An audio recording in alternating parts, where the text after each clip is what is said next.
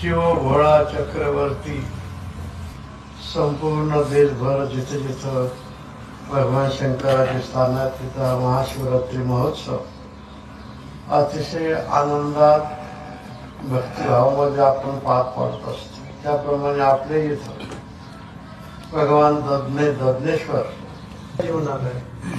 तर सत्संगामध्ये आपण आलो किंवा आपलं स्थिरता निर्माण होते. आणि मुरमाने तर आपण लेवल केलीच, परंतु आपल्याला हे लेवल बरेच वेळेस माणसं म्हणतात खावं तर दिसत नाही मनुष्य काय केलं त्यांचं वडलं सगळं लेवल करून टाकले. लेवल करून टाकले म्हणजे सगळं संपवून टाकलं असंही म्हणतात. लेवल म्हणजे सपाट. आता आपल्याला जे सपाटीकरण करायचं आहे हे फक्त दुःख जाऊन सुख प्राप्त करायचं. आणि हे सगळं खाली वरून खाली पडायची भीती वाटत. म्हणजे एका विचाराने राहा आम्हाला देवाची पूजा सगळं म्हणून करायची आहे, बाकीचे काम सगळं म्हणून करायचं आहे. ही लेवल आपल्याला मुरुमाच्या लेवलमधून लक्षात घ्यायची असते. आणि हे सगळं करत असताना त्याला थोडेसे कष्टही लागतात. आता काही थोडं सोपं थोडंच झालं हे काही निधीच झालं का सहकार्याने झालं. मुरुम चांगला तर मुरुम आपल्या जवळच जातं, त्यामुळे प्रश्नच नाही. बऱ्याच वेळेस खड्डे भरले जातात पण पुन्हा खड्डे पडत असतात. आणि आपलं सगळं खूप चांगल्या प्रकारचं काम झालं. दिंडीचे आपलं बाबा दरवर्षी आम्हाला रस्त्यात कुठेतरी भेटायचे. आज ते वेदाची निंदा वेदबाह्य आचरण हे संतांना कधीही मानले नाही. म्हणून तुकाराम महाराजांच्या गाथा जरी आपल्याला सरळ सोपी भाषेत वाटत असला, काही काही वेळेस त्याने असे शब्द काढले की फार एकदम ठेवण्यात दिल्यासारखे. ते काय जसे आहेत तसे मागोलीतले हाती पडती म्हणून काढा असू द्या. त्यांचे रामेश्वर आपले मोहम्मदी गोसावी संतांना काही सापडत नाही कारण म्हणून काही माणसं कशाला काही जोडत राहतात.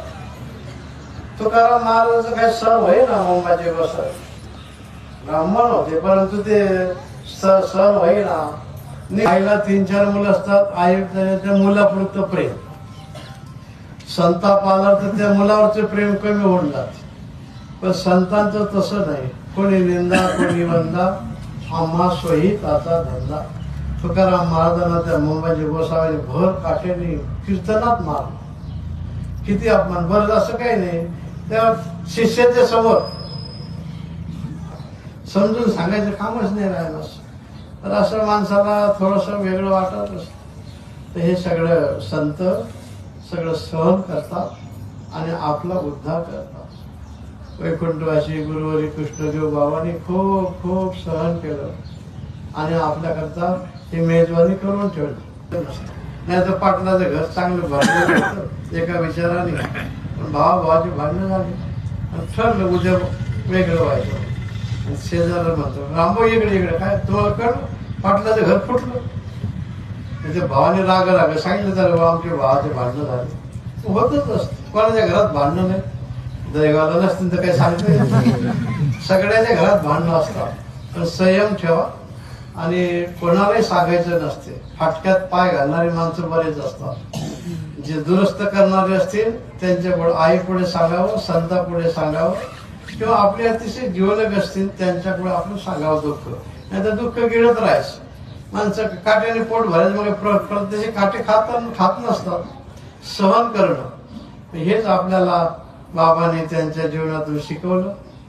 कृष्णदेव बाबांची पुंडली श्री ज्ञानदेव पंढरनाथ भगवान माऊली ज्ञानेश्वर जगद्गुरु श्री तुकाराम महाराज ददनेश्वर भगवान